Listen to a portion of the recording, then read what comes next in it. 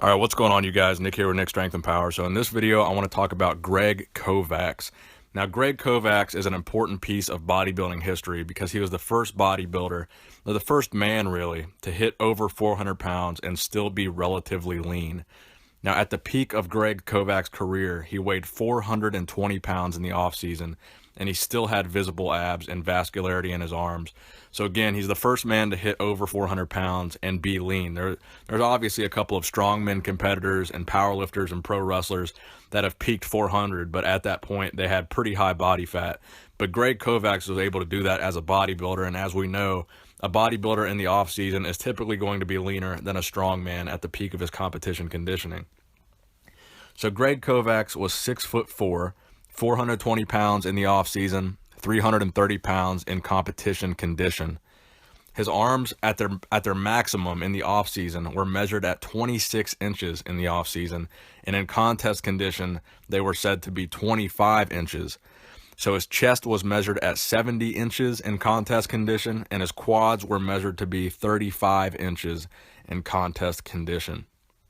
Now, unfortunately, Greg passed away in 2013 at the age of 44. So that's kind of an early death there. He actually died of heart failure, and he had a cardiac surgery 2 weeks prior to the heart failure. So surgery could have played a role. It probably definitely did. But overall, there's a lot of speculation that steroids and the bodybuilding lifestyle played a large role in contributing to that heart failure. So Greg was actually so big at the peak of his career that he actually allegedly carried around a battery-operated fan because he would sweat so profusely everywhere that he went. So when he went to restaurants or expos or wherever he went, he would carry around a small battery-operated fan just to keep himself cool, just because he was so heavy and so big that he was constantly sweating. You can look through a lot of these pictures in this video, and you can see there's some pretty big sweat stains on him in most of these videos, even though he's not even at the gym. So Greg was so massive and freaky at his prime that despite the fact that he never placed well at any pro shows or never really achieved any noteworthy bodybuilding wins, his average guest posing appearance would cost $10,000.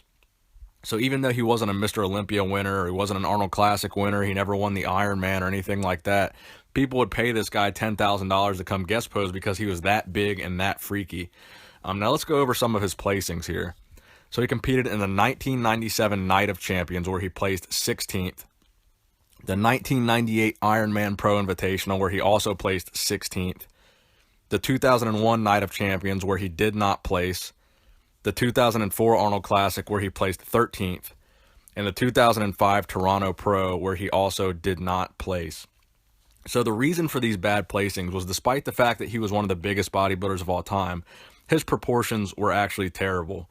His stomach was huge, his legs were small, his back was weak, there was not much density to his back, his arms were kind of small for his size, his proportions were just off, he had no flow, he wasn't very aesthetic, and again, the gut was becoming a very large problem. Now, a lot of people will say that Greg is one of the first signs that we saw of Palumboism early in his career.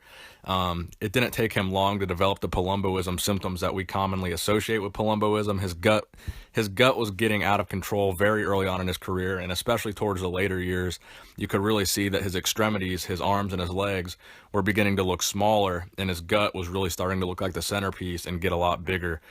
So that's kind of one of the things he's notorious for, as being one of the earliest cases that we've seen of Palumboism. So that's just a little bit of info on Greg Kovacs. I hope you guys enjoyed the video. I hope you learned a little bit about Greg that you didn't know before. Please give the video a thumbs up if you enjoyed it. Nick Strength and Power, signing out.